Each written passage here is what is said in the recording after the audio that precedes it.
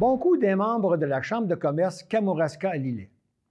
Vous connaissez une entreprise membre de la CCKL qui s'est démarquée durant la pandémie, soit au niveau des solutions déployées pour passer au travers de cette crise, soit au niveau des mesures prises pour aider au moral de leurs employés et qu'elle mérite d'être soulignée et récompensée.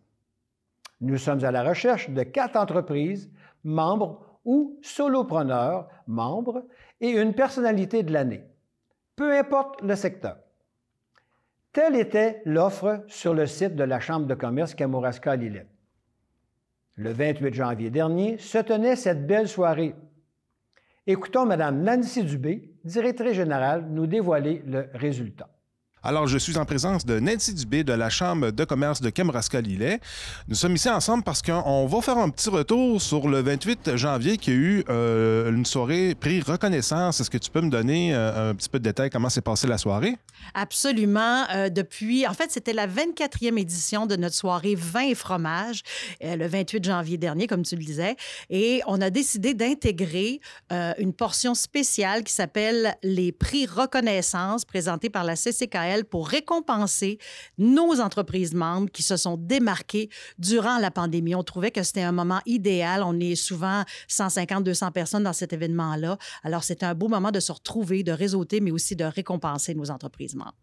La soirée reconnaissance est quand même relativement jeune. J'ai cru voir que ça a commencé durant la pandémie en 2020, je pense. Ah non, les prix reconnaissance, en fait, nos prix reconnaissance, c'est une nouveauté cette année. En 2023, c'est la première fois qu'on présentait ces prix-là. Alors, on est très contents, puis j'ai bien l'impression que ça va être une formule qui va revenir. C'est parfait d'intégrer dans cette soirée-là les prix reconnaissance. Alors, d'ailleurs, ces prix-là, j'aime le rappeler que c'était très, très démocratique. Ce qu'on a fait, c'est qu'on a mis en place un formulaire anonyme qui était rempli anonymement. On l'a mis sur nos médias sociaux et on l'a envoyé aussi primordialement à nos membres pour qu'ils puissent nous dénoncer positivement une entreprise qui, selon eux, s'est démarquée durant la pandémie par sa proactivité, sa résilience et tout ça.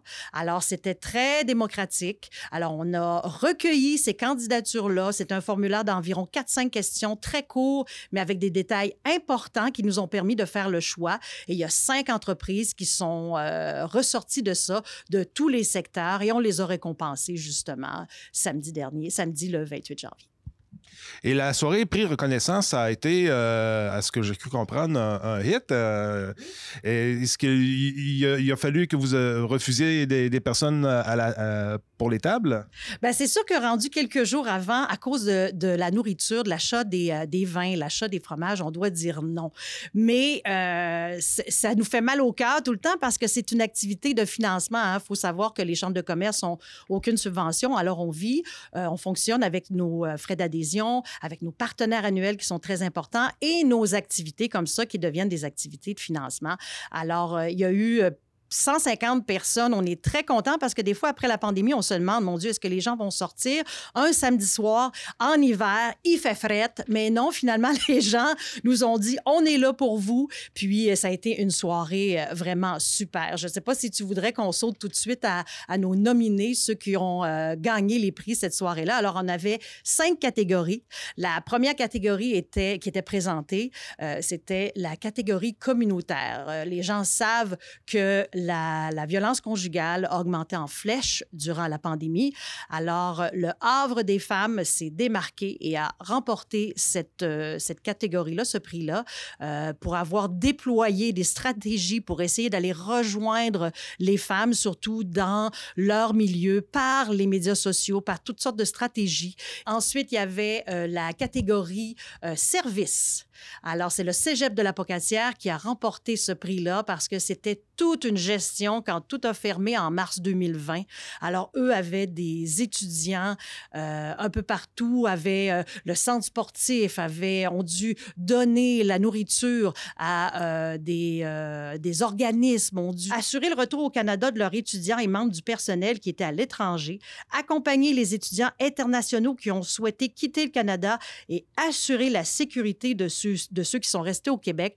C'est près de 1000 étudiants réguliers, 400 en formation, 3 campus, 3 centres de recherche, etc. Tu comprends que c'était énorme. Catégorie alimentation. J'ai pas besoin de te dire, Simon, que les restaurants ont mangé la claque. Ouverture, fermeture, ouverture, restreint à l'intérieur, complètement fermé. Les épiceries aussi, avec tout ce qui...